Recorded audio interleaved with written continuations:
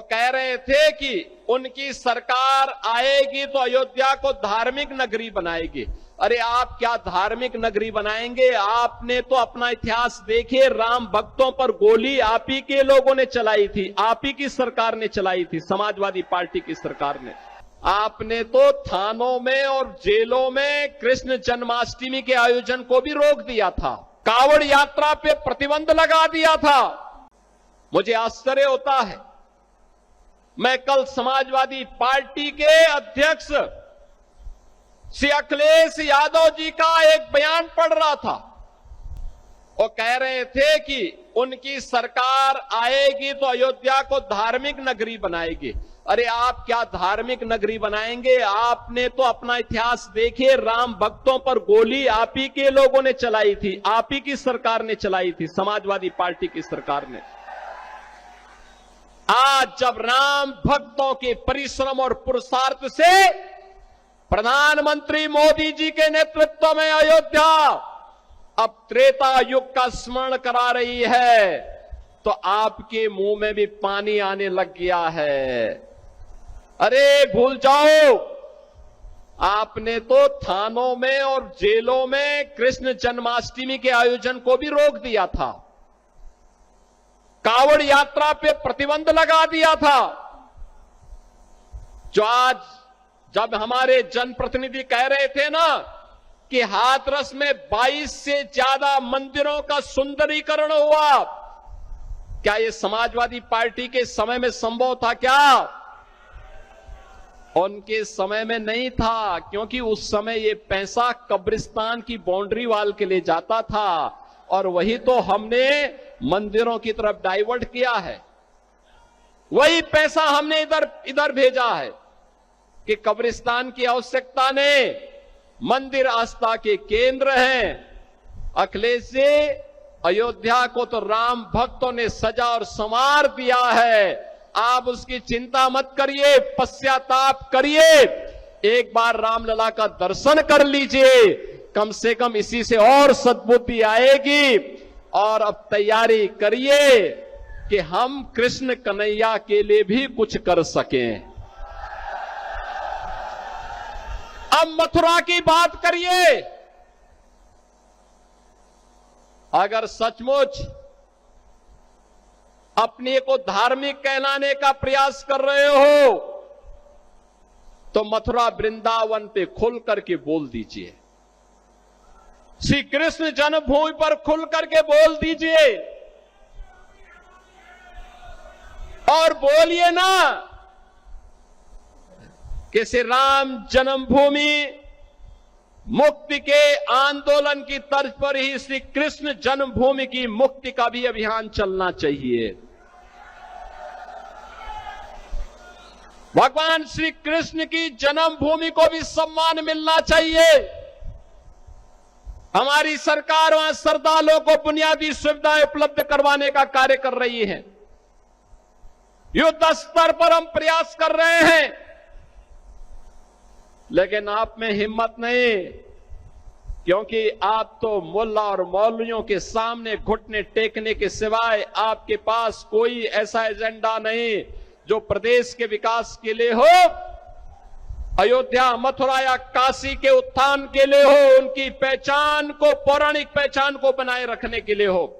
ये धूल झोंकने का काम मत करो। एक खिसियानी बिल्ली खंबा नोचे वाली कहावत को चरितार्थ मत करो।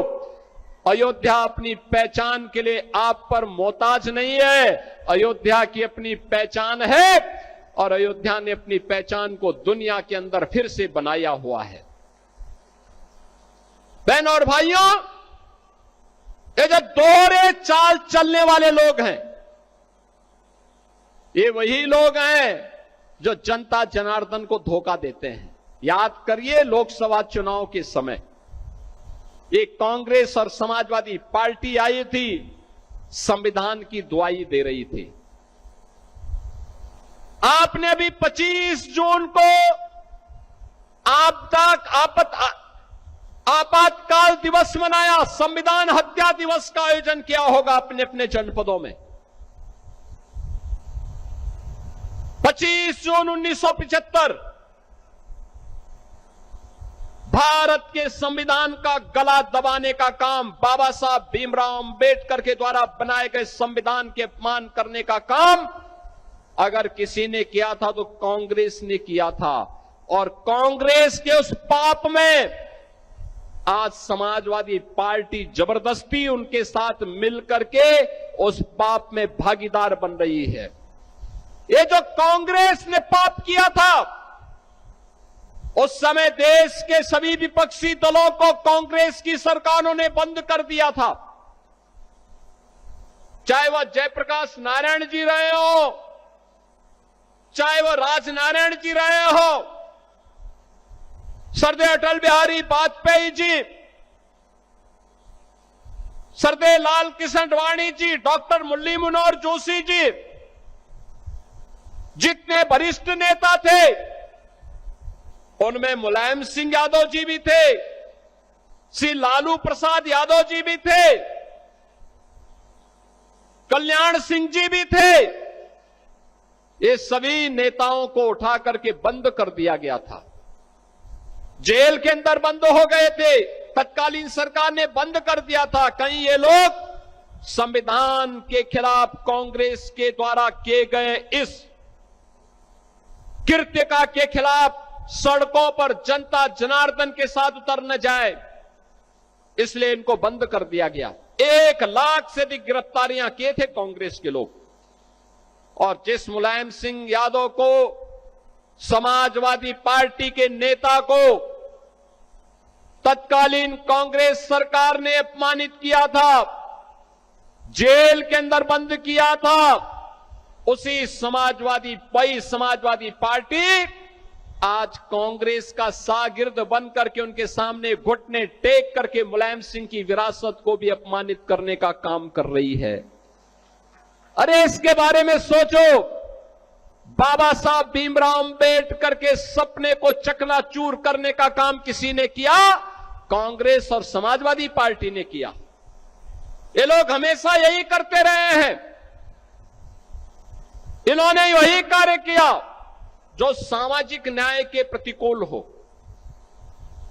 अंबेडकर जी के नाम पर बने हुए मेडिकल कॉलेज का नाम बदल दिया, सामाजिक न्याय के पुरोधाओं का अपमान करना ये लोग अपना जन्मसिद्ध अधिकार समझते हैं। समाजवादी पार्टी में विकास का मतलब केवल एक गांव सिपाही में विकास माना जाता था, और डबल इंजन के भारतीय जनता पार्टी की सरकार में विकास का मतलब उत्तर प्रदेश की 25 करोड़ जनता का विकास। उसमें हाथरस भी है, कासगंज भी है, एटा भी है, अलीगढ़ भी है, मथुरा भी है, फिरोजाबाद भी है, मैनपुरी भी है, आगरा भी है, इटावा भी है। हमारे लिए 75 जनपदों की सभी 350 तहसील और 25 करोड़ की आबादी का विकास ही हमारे लिए उत्तर प्रदेश का विकास है। प्रभातखबर.com, विश्वास वही, रफ्तार नहीं।